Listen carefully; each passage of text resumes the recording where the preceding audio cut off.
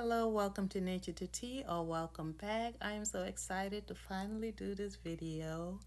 It's a long awaited video on how to make the perfect yassa. In this video, I'm going to show you how to make a flavorful, delicious, spicy yassa without the toxin using clean ingredients.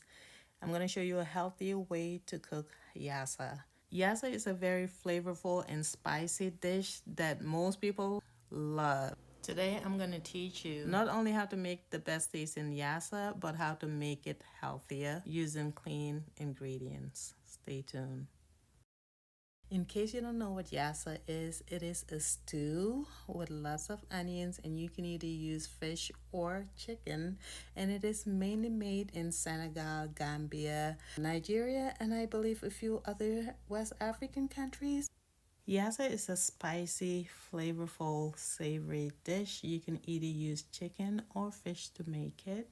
However, the more common yassa, especially in the States, is made with chicken. And I usually buy like 2 small chickens, so about 3 pounds. And on this video, I am making chicken yassa. And with yassa, you need lots of onions. So yeah, if you don't like cutting onions, maybe cooking yassa may not be for you. But if you're using small onions, you will need about 10 to 12. And if you're using large, you're gonna need about 6 to 8 onions. And the best way to reduce the burning of it in your eyes is to soak it in water after you peel it.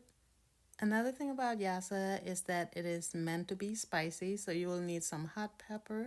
So you can use habanero peppers, ghost peppers, or whatever spicy peppers that you like. I prefer using habanero. I also like to add some chili peppers for my spicy peppers. You'll also need half a bell pepper. However, I'm making extra, so I'm going to use the whole bell pepper. You will need a clove of garlic as well.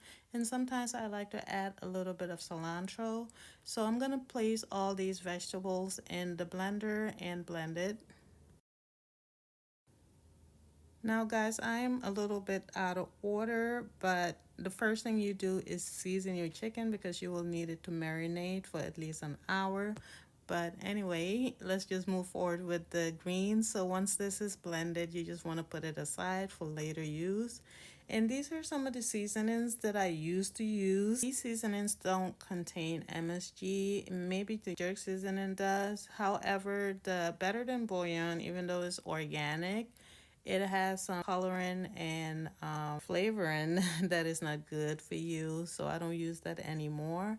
However, no matter what seasonings you use, avoid using seasonings with flavoring and MSG. So these are some of the seasonings that I used to use. However, nowadays I use pink Himalayan salt, seasoned salt, adobo, liquid amino, peppers, and of course Dijon mustard. And by the way, guys, when you're cooking yassa, Dijon mustard, and I'm talking about the original one made in, is the best to use. Like, you have to use a good Dijon mustard, and this is the brand that I love to use so far. This is the best brand that I've seen in the stores. You'll also need a lemon or lime, some apple cider vinegar or just regular vinegar, and pepper. So this should be the first step, and that is to season your chicken. Once your chicken is washed, I usually get more of the fat out, but I was rushing. So you take the skin off, remove as much of the fat as possible. Then you're gonna add in your seasonings, and this is Better Than Bouillon, but this is the beef flavor. Like I say, I don't use these things anymore, but I'm gonna go ahead and add my seasonings and how much salt, whatever kind of salt you use, depends on your salt intake and your taste buds, so just do it according to that. And for the mustard, you're gonna add about 2 tablespoons, and then I'm continuing to add the rest of my seasonings. The more seasoning you add to this, the more flavorful it is. Just watch how much salt you add to it, that way you don't get it too salty. But I'm here adding my black pepper, and once all my seasoning is in, I add my lemon. Now, usually I use the lemon squeezer so that I don't get the seeds in this, but I couldn't find it when I was cooking this day, so I just ended up taking the seeds afterwards. But yeah, feel free to strain the lemon, and I add the whole lemon in this. Now, once all the seasonings and the lemon is added, you're gonna add a little bit of apple cider vinegar or just regular vinegar. Now, for the vinegar, it doesn't really matter since you're gonna cook this anyway. You probably should use just regular vinegar so that you will not waste your precious apple cider vinegar with mother because all those good bacteria will be destroyed when you cook it, so it doesn't really matter. One last thing that we're gonna add before we let it sit to marinate is some crushed garlic. Mix this in really well and you're gonna let it marinate. Usually I season this overnight. However, if I don't have time or if I decide to cook the same day, I like to season it for at least an hour, if not more. So that's one way you can season your chicken. The other way is to make a separate seasoning in a bowl and you're gonna add your mustard in, so about 2 to 3 tablespoons. Then I'm squeezing in my lime. I use lime for this one instead, and this is the better version as far as seasoning goes. So I'm just using seasoned salt, pink Himalayan salt, and then I'm gonna add my peppers. I'm also using regular vinegar, and the other seasoning that I use, by the way, this is pink Himalayan salt. Sorry, the caption or the recording got cut off, so it's not showing the whole thing. But this is adobo seasoning. It's MSG free and the ingredients are clean. Also add some pepper, some regular cayenne pepper as well as black pepper, and here I'm pouring in some vinegar, about a tablespoon to 2 tablespoons of that. Now once all the spices are in, you want to go ahead and mix this up. Then we're gonna pour it onto the chicken to season it. So you can either just season your chicken, just add in your seasonings, or if you want, you can mix the seasoning in a bowl or a container, then pour it in the chicken and season it that way.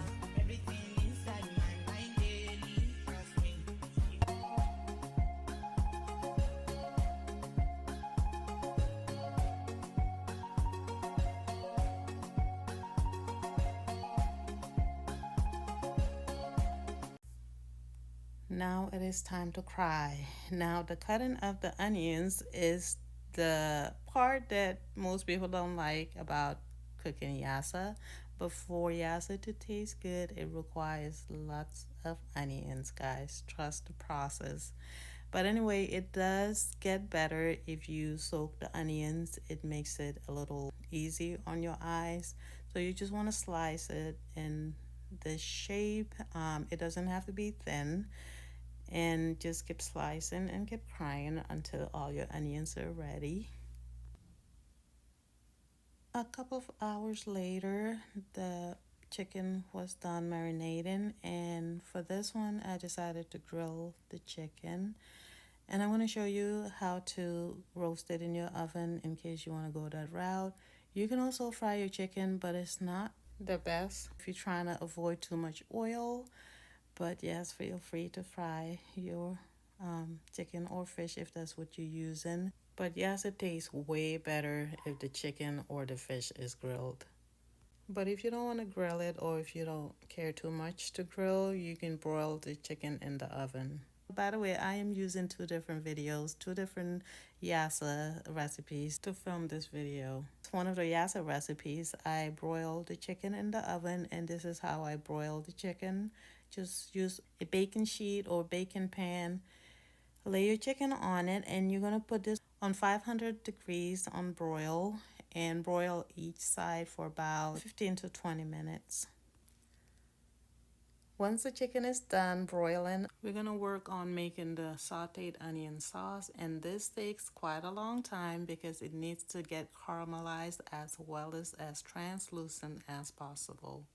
Now you're gonna need some good oil, and the best oil to use is avocado oil or coconut oil because they have a high heat point. Olive oil is good, however, it's not ideal because you're going to be frying it for a long time or sauteing it for a long time.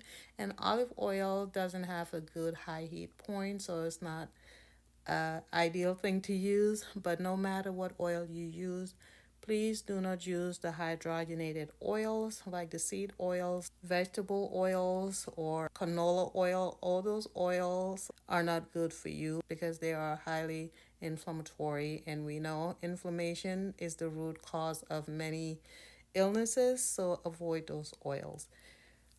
Coconut oil I haven't used, but it's good when it comes to sauteing or frying something for a long time. But the best oil to use is avocado oil because you're going to be sauteing this for a long time.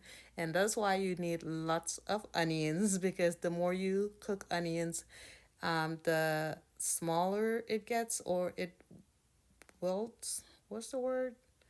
Anyway, it reduces the size of the onions. Oh boy, when English is not your first language. But anyway, you're gonna saute these onions for a long time. So once you start sauteing it, you can go ahead and add in your seasonings. Once again, try to use healthy seasonings. So I'm using seasoned salt, pink Himalayan salt, a little bit of adobo too. So with the onion sauce as well, you're gonna need to add some mustard and lots. However, I like to divide the mustard into sections, so I just added about 3 tablespoons at the beginning, and I'll add some more later on. So you're gonna toss and turn these onions so that they don't get stuck on the bottom or burn. Also, another thing that I forgot to say is use a good cooking pot. Please don't use pots that have lead or other toxins. Use a good cooking pot. And I go ahead and add my peppers and also the green mixed veggies that I made earlier. And since I didn't use a lot of that, I also added extra garlic. Now with African cooking, you taste as you go. So I did add some more seasonings, some more black pepper, and it needed a little bit more salt, but I use liquid aminos, and this is coconut liquid aminos. Liquid aminos taste very similar to Maggi, you know, that Maggi sauce that Africans like to use. And Jimbo and all that. And by the way, those things are not good for you guys. If you're trying to avoid inflammatory foods, those are some of the things that you need to take out of your cooking. Instead of using Maggi or Jimbo, you can use liquid aminos and sea salt, especially pink Himalayan salt. It tastes great with African dish without having to compromise your health. And then I added a little bit more mustard, then let it cook for a little bit longer, maybe like 15 more minutes. Then I went ahead and add my chicken. Now, you just put the chicken on top, but also you're gonna kind of flip some onions on it and turn it a little bit so that everything is incorporated with the sauce. And also, guys, nothing is thrown out when you cook this dish. All the flavor in anything that you put it on, like the dish or the foil that you put your chicken, all the chicken juice added to this, it adds more flavor to it. I even add a little bit of water on the bowl that I seasoned the chicken and added that in this. So all the chicken juice goes back in here. Once you add a little bit of the water with also the juice, the chicken seasoning or chicken juices in here, you want to turn it down on medium low. Let it cook for about 15 to 20 minutes. Then you can squeeze in 1 lemon, add about 3 tablespoons of vinegar, and a little bit of water if needed. And then the last 10-15 minutes, you just want to put it on low and let it simmer until it's done.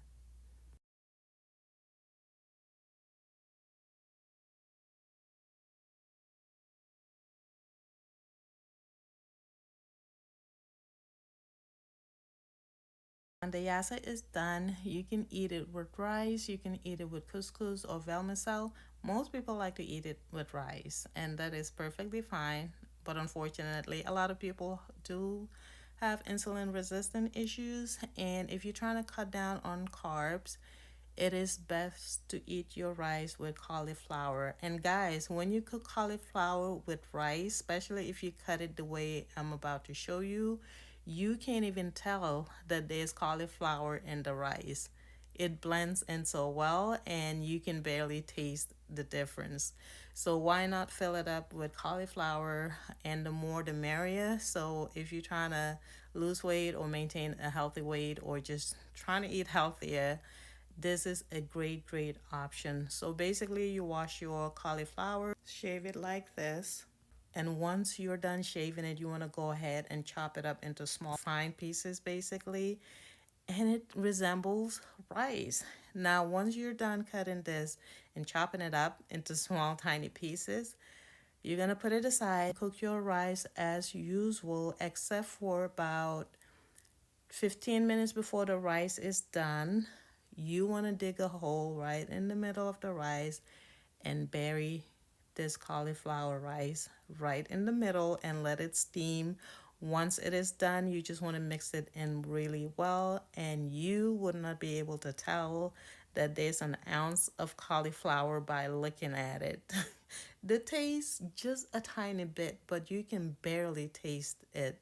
So if you want to cut down on carbs, if you're trying to cut down on the midsection that a lot of people are struggling with, this is a great option to do with your rice, so that you will add your fiber, eat less of the rice, fill yourself up, and don't have to worry, because I know a lot of us African love to have a lot of rice, and this is just way better.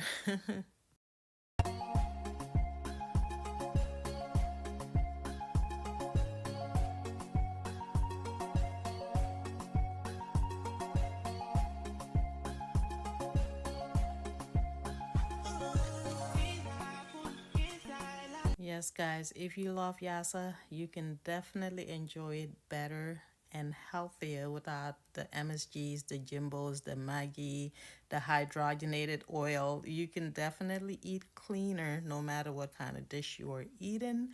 And trust me, guys, I've been cooking without Jimbo and Maggi and all that. And the way I cook, the kinds of seasonings that I use makes my recipe taste delicious without the unnecessary ingredients that can lead to inflammation.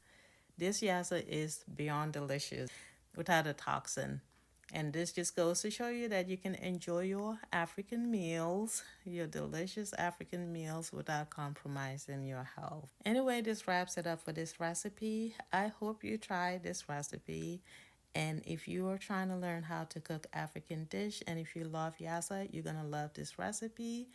Comment below if you have any questions or have any suggestions. But yes, you can definitely enjoy yassa with a lot of grains, and sometimes I do like to mix it up with a little bit of vermicelli, a little bit of rice, and quinoa. Quinoa, by the way, guys, is also a great tasting grain with yassa. And if you don't have time to be making rice cauliflower, you can just steam up some cauliflower and eat it on the side with the yassa, just like I'm doing right here. Anyway, this wraps it up for this recipe. I hope you enjoyed it. I hope you learned something from it. If you did, please don't forget to give it a like. Also, if you're leveling up to become a healthier version of yourself and you want to learn awesome tasty recipe as well as beauty recipes, don't forget to subscribe to my channel and hit the post notification button so you'll be notified when I post my next video. I hope you have an amazing day, night, evening, wherever you are, and I hope to catch you on my next video.